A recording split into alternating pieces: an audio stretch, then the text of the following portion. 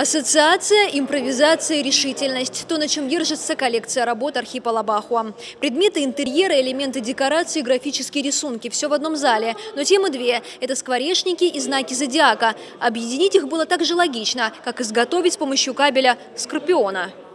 Архип Лабахуа еще и рисует. Но, как рассказывает сам художник, он так давно не держал в руках карандаш, что ему пришлось разминаться. Эти рисунки и есть результат тренировки. Объединив экспозицию графики с предметами ее материального воплощения, Архип Лабахуа создал некий перформанс и назвал сие действо «34 домашних задания». Мне в первую очередь самому стало интересно сделать уже по мотивам рисунков трехмерные модели, но не все, а некоторые просто были готовы, ready-made это называется. Например, с этого небольшого рога я рисовал знак Козерога, а рисуя шлем, рак, я его представлял.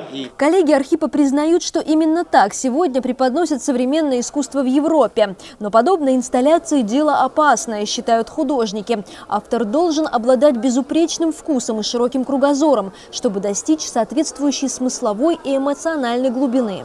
Автор, художник в данном случае вот в таком направлении инсталляции и прочее, он должен обладать определенными знаниями и в литературе, и в музыке, и в театре, в философии.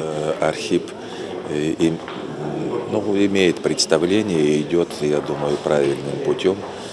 Интересно то, что работы Архипа Лабахуа не только и не столько носители эстетики. Их можно использовать в быту. Например, вот эти скворечники. У некоторых из них уже есть хозяева, которые пытаются применять их по прямому назначению.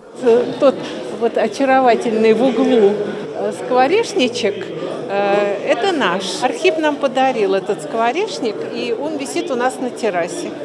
Очень милый. Правда, птички в него селиться не хотят, они смотрят на него с таким недоумением, видимо, не понимают, что это такое. Выставленные работы, те, что пока не нашли своих хозяев, продаются. По словам Архипа Лабахуа, все собранные средства он направит в благотворительный фонд Ашана. Марианна Котова, Раму Камке, Абаза ТВ.